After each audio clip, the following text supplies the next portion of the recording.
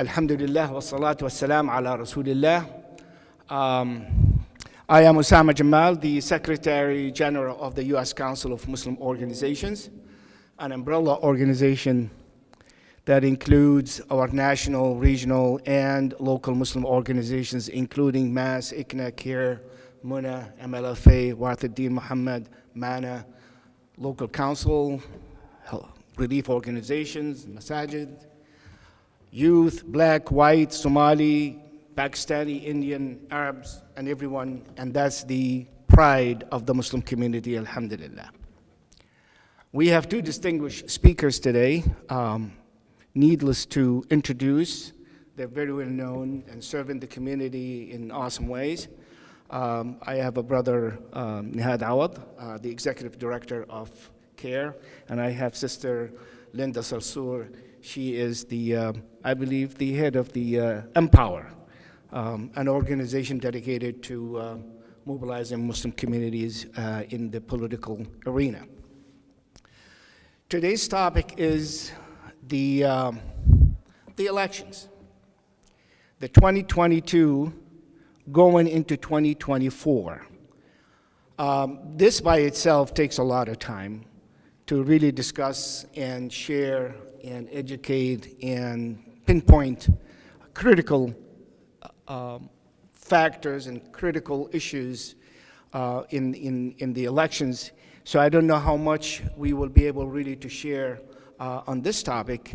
However, inshallah, the panelists will do their best to share with you the 2022 elections going into 2024. I just thought a few things that we should know as we move on.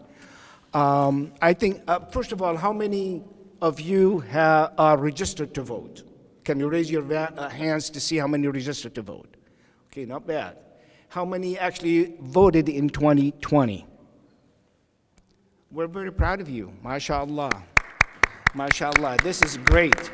I think if this sample applies to everyone out there, our community is doing very good. Therefore, I'm not gonna spend time, and I hope our panelists won't spend much time about voter registration and mobilizing, because it seems like you are registered to vote, and that means a reflection of your community, and also you are mobilized and you are going out there and voting. Keep doing that, keep educating your community, keep pushing everybody to do that. To go into 2022 elections, we need to understand where we stand, right? What is the situation, the political situation right now, the House, the Senate, the makeup of this one here, and how that can change. And that will tell us how we need to move on into the 2022. And I'm gonna give much more time for the panelists to expand on that, in addition to whatever they want to include in this one here. I just found it to be very, very interesting to know that although we know the House was in control of Democrats during Trump, and that's why they were able to push him to impeach him. You know how many they were at that time? There were 232 members of Congress are Democrat. There were about 197 Republicans and 1 Libertarian and 5 vacancies. After the elections, Democrat lost 10 seats in the House. Republicans gained 16 seats in the elections. And the Senate, yes, Republican, they were 53, they came down to 50, and Democrats gained only 2. There were 46 Senate seats for Democrats. They gained only 2. And then they became 50. And actually, that includes 2 independent, which is Sanders and the other senator from Vermont.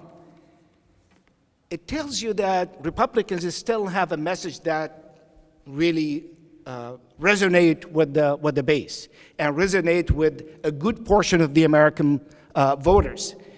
Again, the election was really close. It wasn't that too big. So we have to keep in mind how we mobilize our community and how we establish our connections with other people. And even when I look at how we are going to go down there, In the Senate, there would be only few that will probably can make it to the Senate in 2022, keeps also the Democrat vulnerable, and that means whatever agenda we've been pushing and helping with everybody was not working. I hope that our panelists will talk about something that is very important. For us to vote and to register to vote, that is great. If we don't have an agenda for the Muslim American community that speaks and talks with every candidate, we are just doing nothing, just putting gas in their cars and they are driving with it. And we are nothing but gas in these cars. We have to have an agenda, and that agenda is domestic. We leave it to you to decide on your own what is important for your local. And the national agenda, that we have an obligation in the leadership to look what's important that we share with everybody, because that's one of the biggest conflict we had with one of the Muslim political organizations that they were endorsing left and right. Many of those they have endorsed were against actually the best interests of the community. With that introduction, it's kind of a little longer introductions, but hopefully we gained more audience for our speakers. We need to focus on what we really need to have in this election, how we can force those elected officials or candidates to really come to our agenda. And with that, I would like to ask Brother Nihad Awad to speak on this topic, not the agenda, but whatever he has prepared for 2022 going into 2024. With Brother Nihad Awad.